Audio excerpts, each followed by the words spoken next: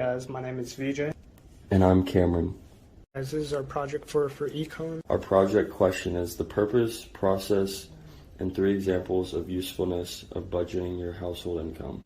Budgeting your household income allows you to make a spending plan for all of your known future expenses, therefore ensuring you have the money needed to pay your bills on time, buying anything you desire with discretionary funds, knowing what months you'll be tight on money, and be more prepared with emergency funds.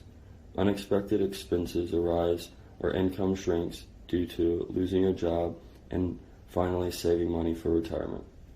A few statistics of why people must budget their household income are, according to a study done by Motley Fool, 80% of Americans have an average debt of $67,000 per household member and a mean average of $145,000 of debt as a household total. A chart by Experian Future shows the U.S. consumer debt from 2010 to 2020. The total debt increase in 2 decades is $3.56 trillion. The public health and financial emergency brought on by the COVID-19 pandemic caused record unemployment, and in 2019 to 2020 alone, debt raised roughly $800 billion alone. According to a survey done by Go Banking Rates, 40% of Americans have less than $300 in savings. The budgeting process may seem depressing and easily procrastinatable. However, the household must choose a method they all would take a few minutes daily updating and adding accurate info. The first step is to acquire the household's expenses and income through financial documents, subtract the expenses from income, and distribute the net income to savings, emergency, retirement, and discretionary funds. If there is a net loss, the household must sacrifice things to lower their expenses or seek a higher income. A few outside sources regarding the budgeting process.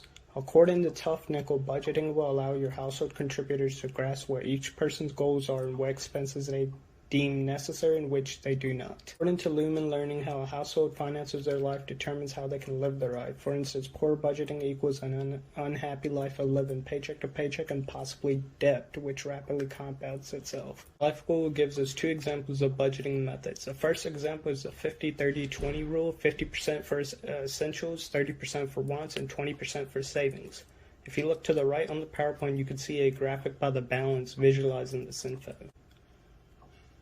The second example is the envelope method. A binder is labeled into sections. The amount of cash in each section is the budget for that section per month. Households who budget their money well have more money in their savings and emergency funds.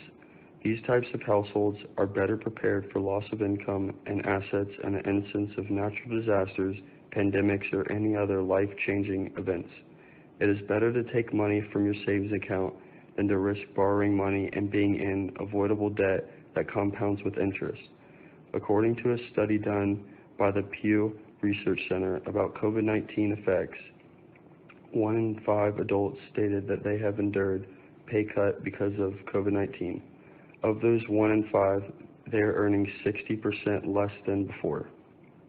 Household debt can be a never-ending cycle in families if they don't budget their income to pay it off on time and in a fast manner to save as much money as possible from interest to get the best bang for your buck. Since a lot of college students take out student loans, which are fine if their degree allows a high-paying job right after graduation. However, if they do not, then the household lost money spent on the education and are further losing the value of their money they are spending decades to pay off student loans.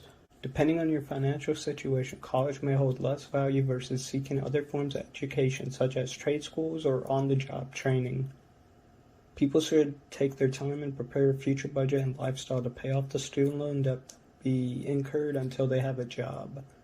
The first few years after college may mean leaving as frugally as possible with parents or roommates. However, in the end, you'll be debt-free and getting more money available to you to spend and budget on things, thus getting the best bang for your buck.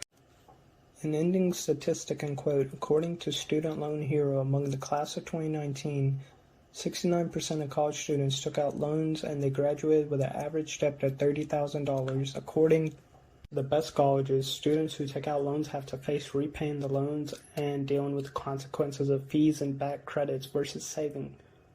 Thus, paying off your student loans and debt as quickly as possible is a key thing to having a large household savings, retirement, discretionary, all the funds. Thank you for listening. I hope you learned something more about the purpose, process, and usefulness of budgeting your household income.